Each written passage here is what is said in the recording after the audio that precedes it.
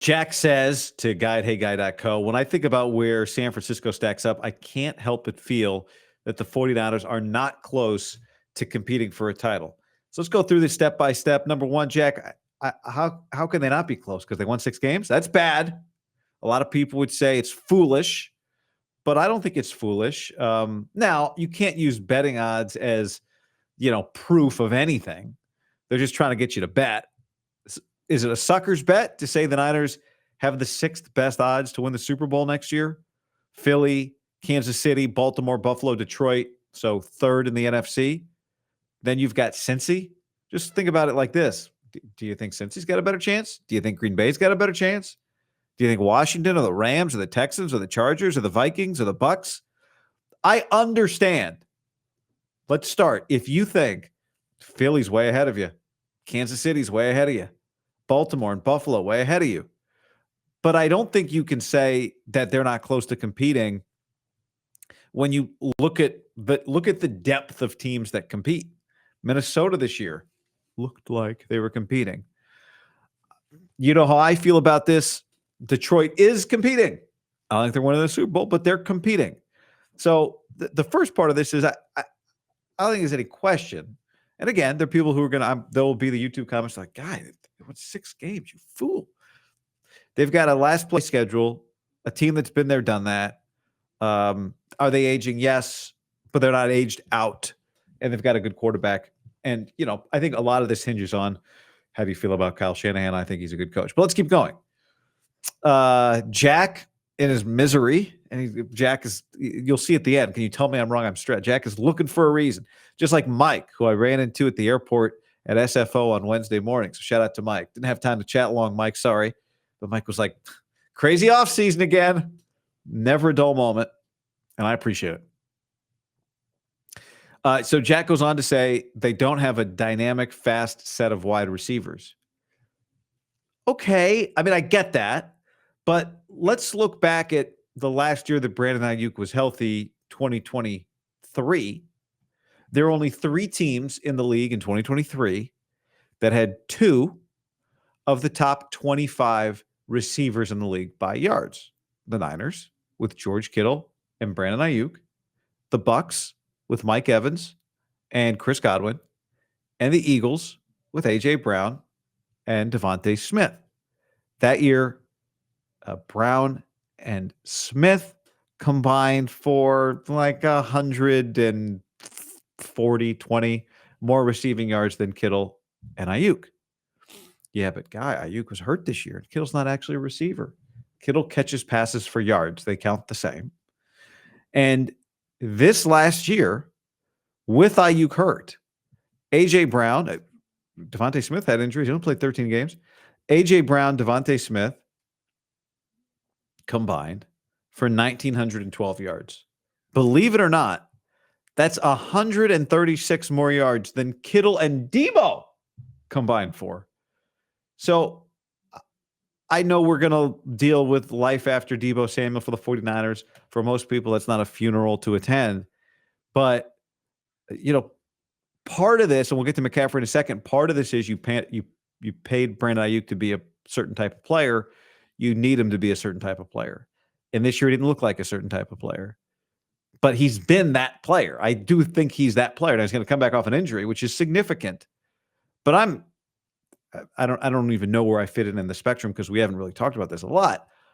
I'm pretty sure Ayuk will be a really good player again. Will he be a top 3 receiver? No, but he wasn't before. I'm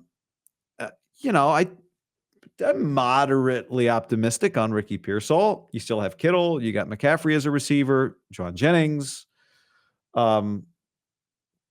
So I think there's enough there. Now, do you have Devontae Smith level D? No, but they've been to 2 Super Bowls without that. They don't have a dominant offensive line. Jack goes on. Kyle's whole philosophy is to look for dudes on the scrap heap. Well, unless they're blue chippers, which Trent Williams is, or a 3rd-round pick, which Dominic Pooney is. We'll see what they do at center.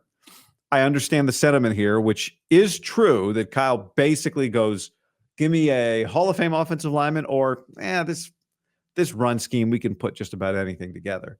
Again, has worked multiple times, but they do need to upgrade at center.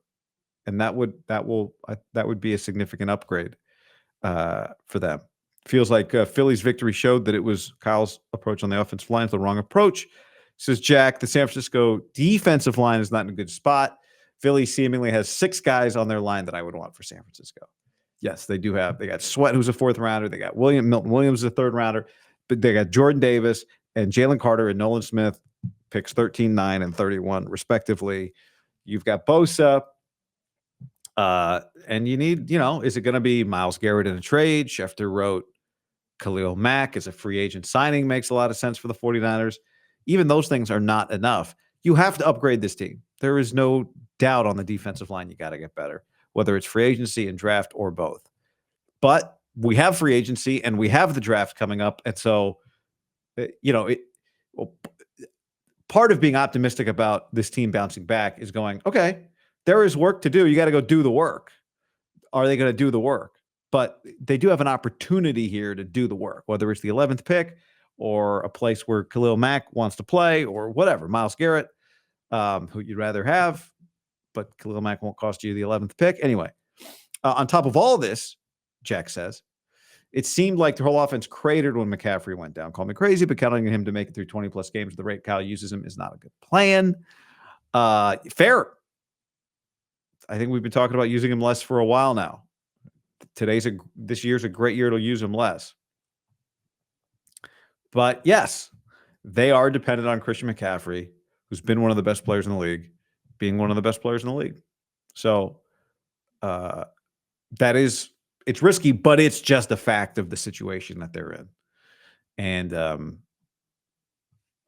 if you tell me right now McCaffrey plays 5 games, they're in trouble. If you tell me McCaffrey bounces back from injury, then I think they're in really good shape. And we'll be worried about it up until it happens, but we don't know which one it is right now. All we know is that he is recovering from injury. The Eagles showed how to beat Kansas City. Final passage here from Jack. They've beaten Kansas City before. Kyle can't even get a regular season win against the Chiefs.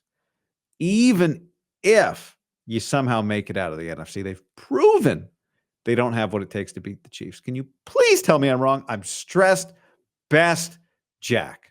If it wasn't clear, Jack, thank you. I appreciate you taking the time to write this email to guy@heyguy.co or heyguy.co if you want to fill out the form. It all goes to the same place. You can check out hats there as well. I am not in the category of people who don't think they can beat Kansas City. I think you can look at the 2 Super Bowls, especially the last one, as they can't do it. Or you could look at it as they didn't, but it doesn't mean they can't, which is where I'm at, because they played winning football for a lot of that game. Now, I don't think this is fair, but there are people there that would say Steve Wilkes lost that game for the 49ers. But I don't think that's fair. He was the guy you hired, so you don't get to blame him for that.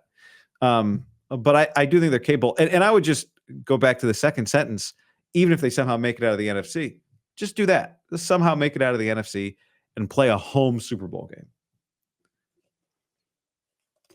If your biggest problem is you can't win Super Bowls but you go to all the Super Bowls, I tend to believe Buffalo would be an exception here, that you put Kyle Shanahan, you put some good players, and they're going to have good players in big games. They've won a lot of big games. If the grand, misery is that they go to a bunch of Super Bowls, I'll roll the dice that they find a way to win one of those Super Bowls. So count me as I don't know if that helped, Jack, because you're right. They're just relying on Christian McCaffrey. They're paying him to be one of the best players in the league. They're paying Ayuk to be one of the best players in the league. Those guys have to come back and play. But what gives me optimism, I think the quarterback's good. I do think the coach is good. And I still think there's a lot of really good players, and they have opportunities in free agency and the draft. And a good schedule. An amazing schedule. Unless you're a ticket reseller, it's a bad schedule.